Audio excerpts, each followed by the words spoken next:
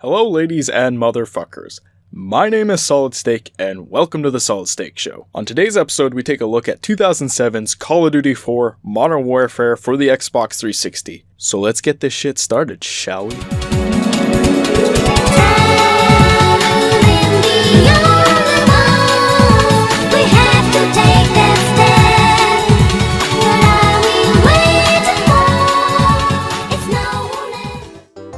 So, Call of Duty 4 wasn't actually the COD game I wanted to review on this episode. I wanted to review Modern Warfare 2, but why is there no table? Why is there no gun? I have an invisible gun. Everybody has invisible guns. What are you saying? Why is there floating sand here? Somebody fucking get me out of here. It's scary in here. I don't get it. This Scott is scary. I don't know. Yeah, turns out my copy of the game is broken, so COD 4 it is. The Call of Duty franchise has been a divisive one for years. From what I can tell, there are two popular opinions when it comes to COD. Either you really like the old ones but have grown tired or lost interest in the franchise for one reason or another, or you still play and enjoy them to this day. I'm aware that there is a third camp that thinks they are shit games that have always been terrible, but let's face it, most of those people are just trying to go against the grain for the sake of going against the grain. Believe me, I was in that camp for the majority of my high school years. Anyways, I'm gonna cut off that tangent before we get too far off track because we are here to find out whether Call of Duty 4 lives up to the legend. I think it's important to note how influential Modern Warfare really was when it came out. At the time, everything was World War II shooters with a handful of sci-fi ones. Before COD 4, the only notable Modern War shooter was Battlefield 2, which nobody really talks about for some reason. Modern Warfare, for better or worse, started a trend of these modern war shooters that became a defining genre of the 7th console generation. But perhaps more important was the gameplay innovations that COD 4 introduced. COD 4's DNA can still be found in many modern FPS games such as the modern COD games, Titanfall 2, and even a little bit in Battlefield 1, perhaps one of the COD series' current biggest rivals. As you might already know, Titanfall 2 is a personal favorite of mine, so let's use that as an example. The way custom classes are handled has had minor tweaks here and there, but remains largely the same concept as it was in COD 4.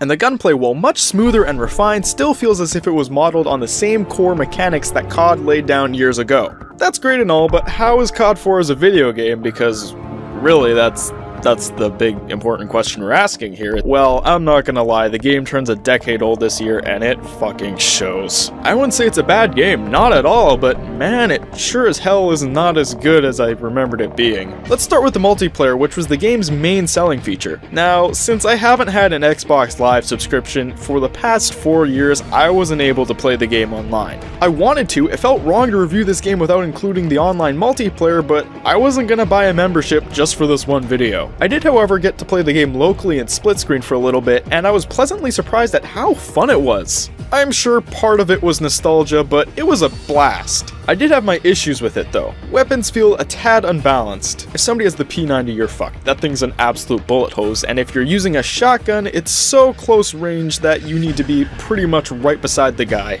It's near unusable. I mean, I'm sure somebody's gonna just tell me that I suck and I don't know how to use the weapons properly, but whatever. I have Cherry Dr. Pepper to comfort me, so bring it on, motherfucker. Perhaps the custom classes available in online play might be able to remedy this issue by being able to build a class around a certain gun, but the presets in local are just not balanced well at all. Like, you're going to give the class with the big machine gun, Juggernaut, and Last Stand? Yeah, I don't see a problem with that. No, that makes perfect sense. Despite only having played a small sample of the multiplayer, I can say that it alone is worth buying the game for, provided you find it cheap enough. The game's like $8 at EB Games, so it's worth buying, having a couple of buddies over to play it, and then getting mad at Greg because he keeps using the goddamn grenade launcher!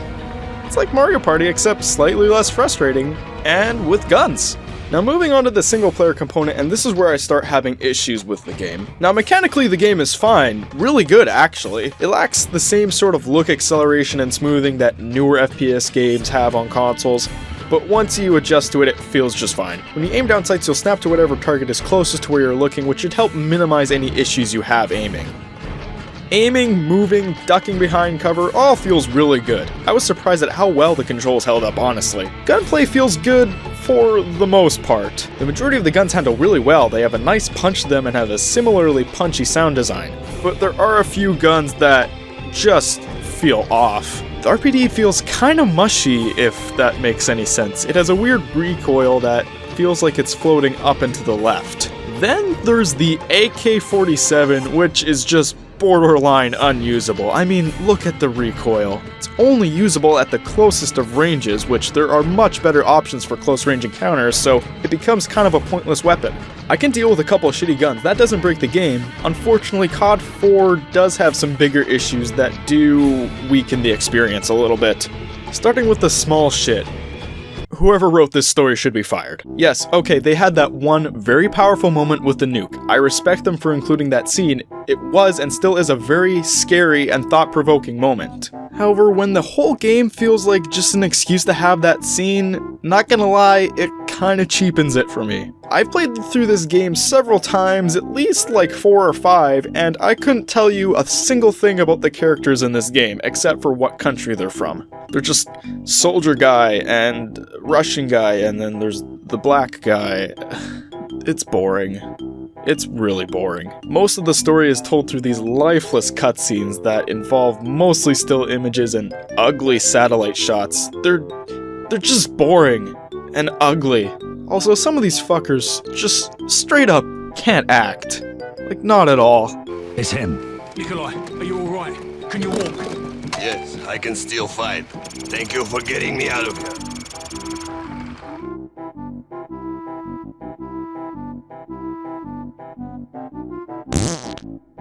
Then there's the soundtrack.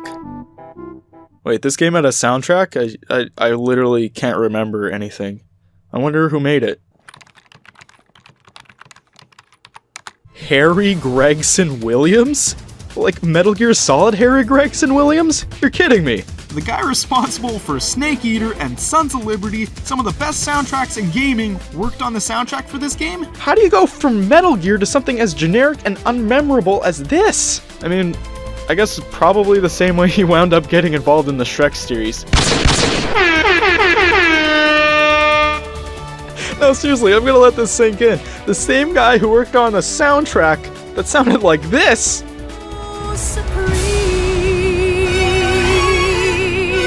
I give my life, not for honor, but for you. In my time, there'll be no one else. Also worked on a soundtrack that sounded like this.